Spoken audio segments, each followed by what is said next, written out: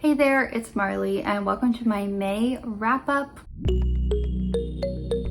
So as always in my reading wrap-ups, I'm going to talk about my statistics for the month, how many books I read in May, that kind of thing. And then I'll also do my book reviews for all the books I read, as always in the order of my least favorite book to my favorite. So welcome to my May wrap-up. And if you're not subscribed already, please hit subscribe for more bookish videos every week. All right, let's get into the statistics. My stats are looking pretty similar month to month, but I'll just go through them anyways. This month I did read 8 books once again. This is the third month in a row I've read 8 books. Unfortunately, there was one book on my TBR that I didn't get to.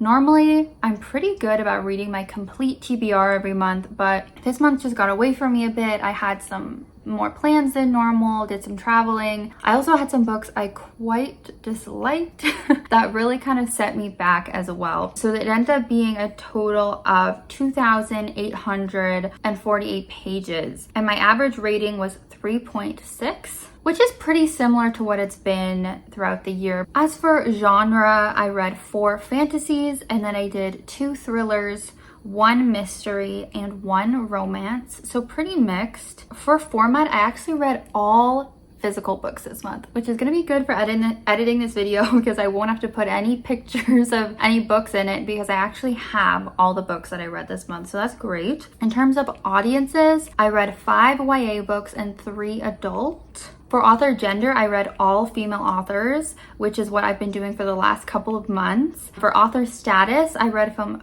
5 repeat authors and then only 3 authors that were new to me. And then in terms of year published, I read 1 book that came out this year in 2023, 2 that came out in 2022, and then we go back a little and I read 1 from 2018, 1 from 2017, 1 from 2011, and then actually 2 from 2010. So that is a look at my stats. Now we will get into the book reviews. I feel like some of these I read so long ago. This was like a pretty long month. So let's start out with my 2-star read, and that is going to be The Maid by Nita Prose. This is one I had heard some mixed things about, but I had relatively high hopes for it. But as you can see, it was my least favorite book of the month, and I think my least favorite book of the year so far. If you haven't heard of this one, I would be surprised because it was quite popular. I think it was last year. Is that when this came out?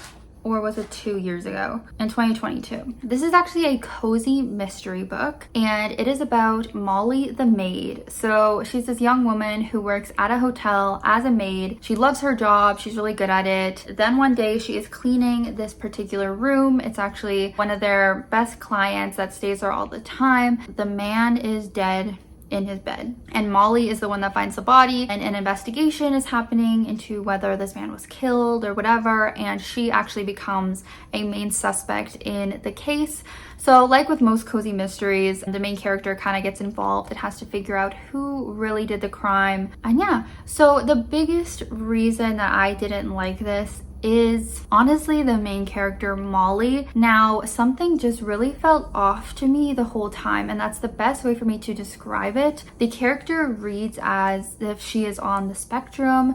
It's very clearly stated at the beginning of the book that she struggles socially to understand social cues and facial expressions and stuff like that. So it does seem like she may have autism, but the author also never explicitly says that. She's not diagnosed or anything like that. So a lot of people actually have liked this representation. However, I was someone who didn't like it, and I'm not an Own Voices reviewers by any means, so you can take what I say with a grain of salt. But I personally just felt like it was a very stereotypical portrayal of someone with autism, and overly like quirky, and just didn't feel authentic to me. It felt like this was something that would have been written like early 2010s, like not something that would have been written today. It just felt like it potentially could have been offensive. And I did look up some other reviews. There are some Own Voices reviewers that agreed with me, that did find it offensive and unrealistic. So I really think your enjoyment on the book will hinge on whether you enjoyed that representation or whether you didn't. I did not, and that's just my personal opinion. So there was just something off for me the entire time with how our main character was portrayed, like overly innocent, overly naive. I don't know fully how to explain it, but yeah. Then we have the actual mystery of who killed this man and kind of what's going on at this hotel. I found that very, very obvious. It was not not a mystery I was super invested in. I will say there is a twist at the end, and some people I saw liked that twist and it improved their rating. It actually put my rating even lower because I just felt like, you know, I didn't see that twist coming, but in a way that I didn't like it. It was like too far out of left field for me that it didn't make sense. There was some stuff with Molly's character at the very end that I don't really think made sense considering the rest of the book. Like, there's a lot of stuff that was just off with this one, so unfortunately I did give it 2 stars. The main good thing about it is that it's really quick to read. I actually did read it in 2 days, mostly because it's so quick to get through and also because I just wanted it to be over with. It's pretty short, so if you do own it, you may as well just read it if you have it and see how you feel, but I would not recommend grabbing this if you don't already have it. And apparently it's going to be a series now.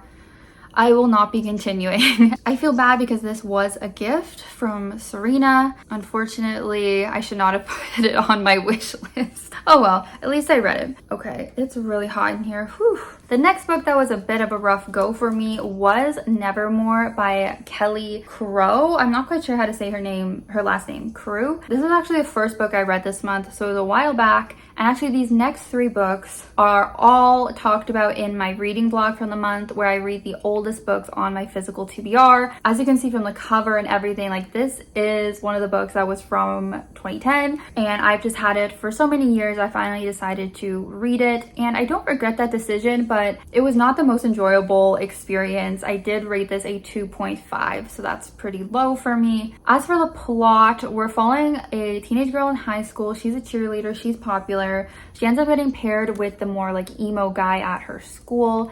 I always forget his name, Varen. So Varen and Isabel start having to interact for this school project, kind of start falling in love, kind of started having this connection, but there's some weird stuff that starts going on in Isabel's life. She starts having these weird dreams, and it seems to be connected to Varen in some way, and I won't go into it more. It's kind of that typical YA paranormal book that you would expect to have came out during that time. The story is really dragged out. The romance is a bit too insta-love, leaving off in a cliffhanger for the rest of the series. I'm not interested in reading the rest of the series, unfortunately. It was fun at times with some of those nostalgic elements, kind of cheesy YA stuff, but at the end of the day, I think I would have liked it better back 10 years ago, but now, not the best.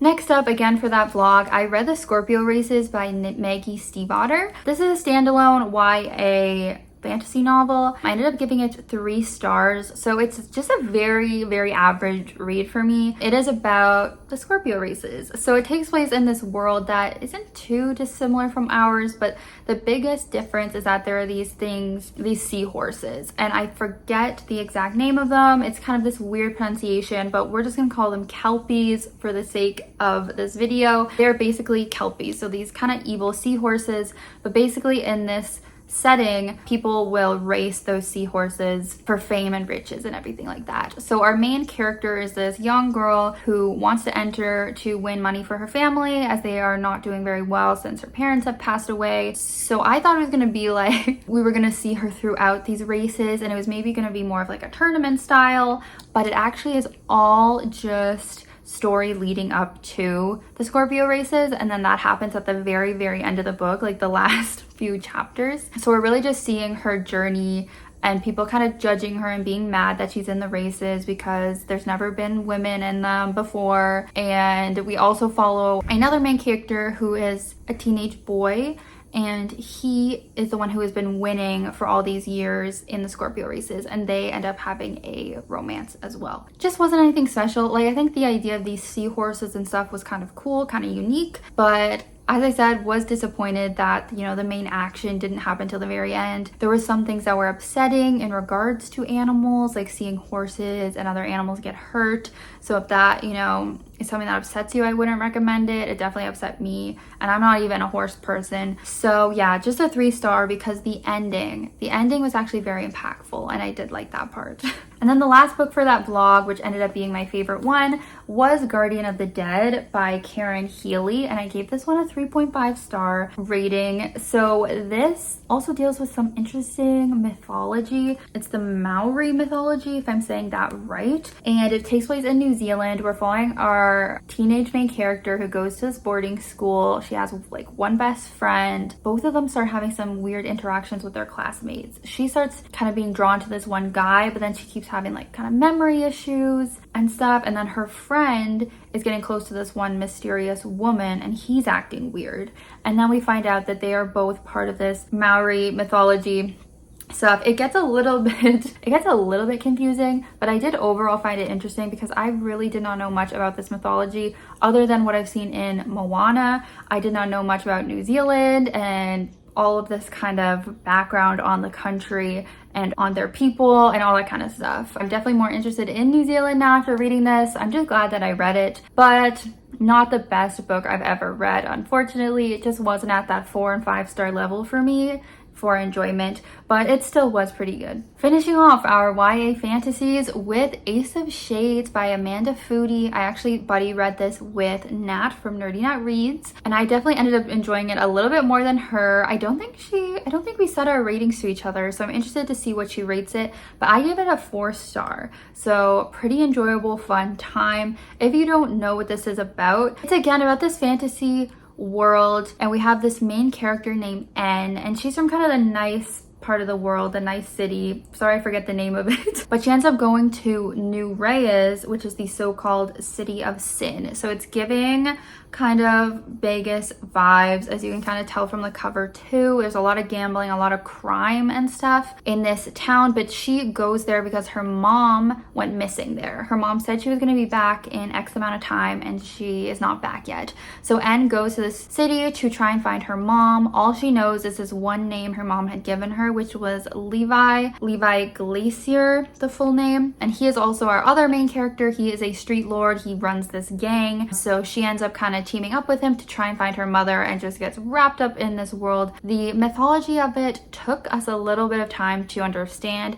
Basically, people have, God, now I'm forgetting it. I forget what they call it, but people will have certain powers.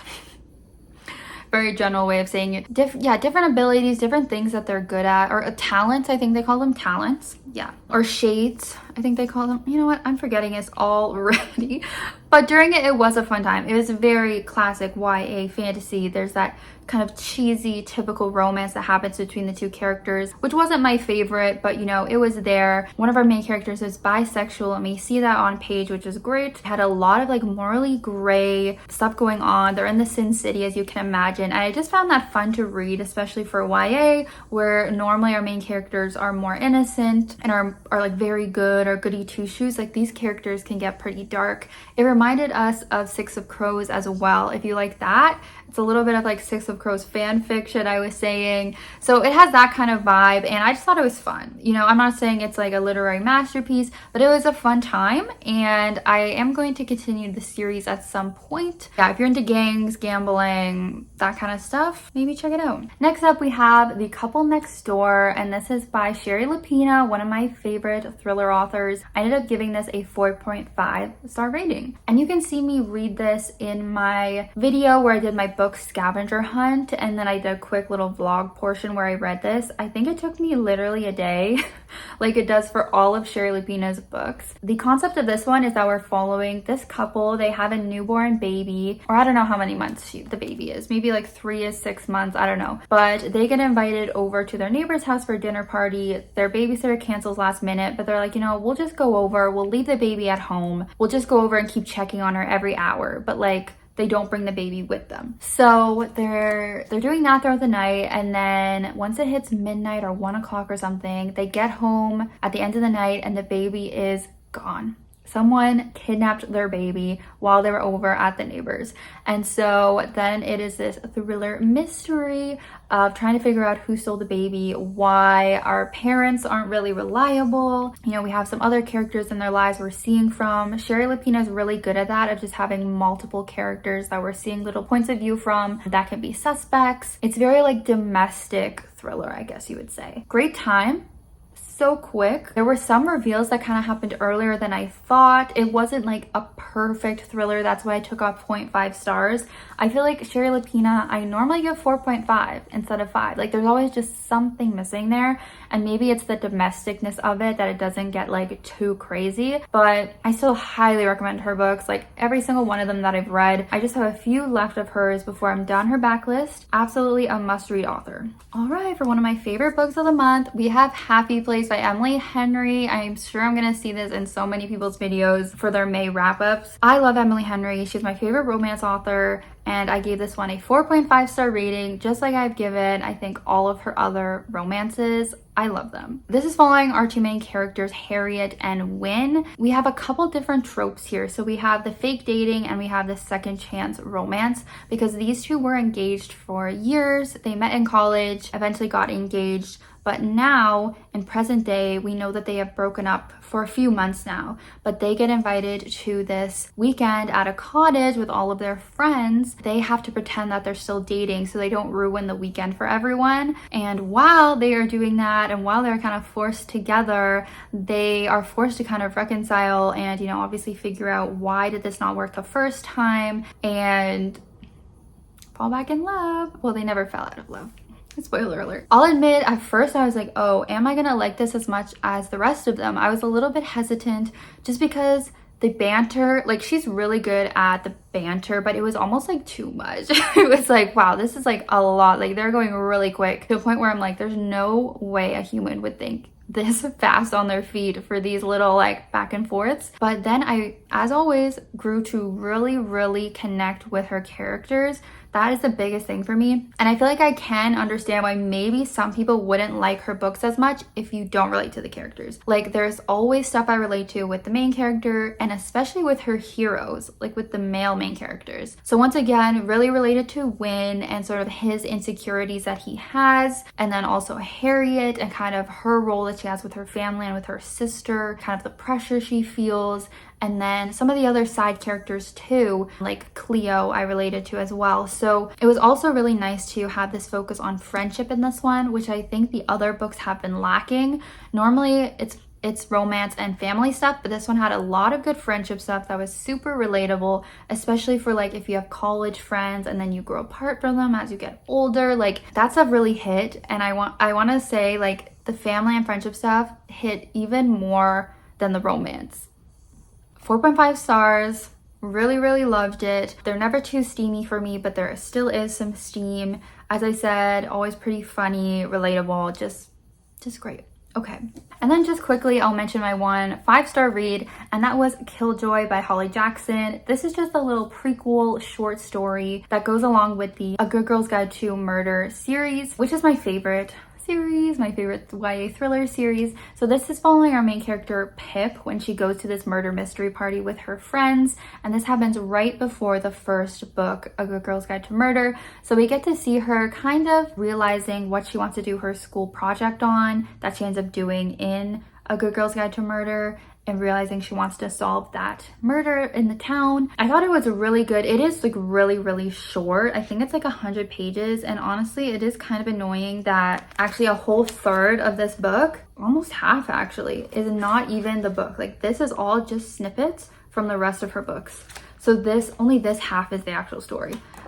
Kind of annoying. Kind of annoying that we paid for this whole snippet. But anyways, still really enjoyed my time. You can just read this, you know, very quickly in like an hour. Holly Jackson did a good job of like making it kind of scary and creepy, even though it was literally this innocent little murder mystery party that Pip was having with her friends. It still was very kind of eerie, made you question like, is something else going on? It was good. It was really good time. And even though it was so short, I just gave it 5 stars because I give everything she writes 5 stars. It's just so enjoyable for me. So yeah, I do recommend this if you liked the series. But as I said, like if you don't want to pay to have like friggin' all of these extra pages, maybe just get the ebook or something. But yeah, loved reading this. So that was my month of May. Definitely had some rough ones, but had some fun ones as well. Hopefully my June is better.